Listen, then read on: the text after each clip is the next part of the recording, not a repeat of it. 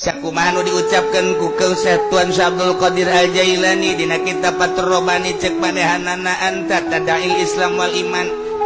Ente teh ngaku Islam ngaku iman, tetapi ente ngucap kama qalahul kufar. Sakumaha ucapan kufar bae.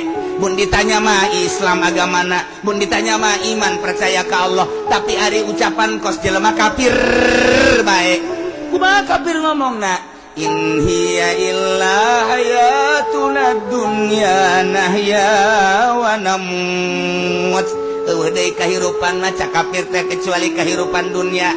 Geus kami mah teu percaya ka akhirat. Tah ente Islam, ente iman, tapi ente kos kafir bae. Lantaran di deuleu salat henteu. Ngeridit terus baik. Begitu hudang teh lain inget ka Allah, inget akan ka pagawean-pagawean teh kapan dunia, inget teh ka bisnis-bisnis teh kapan dunia. Ketika azan didengungkeun pan sia mimipir teu daya ka masjid, pan eta teh seakan-akan hirup teh di dunia doang. Allah di akhirat mah mun nya ge nyana yakin ka akhirat pasti nyana neangan ketuhanan yang Maha Esa.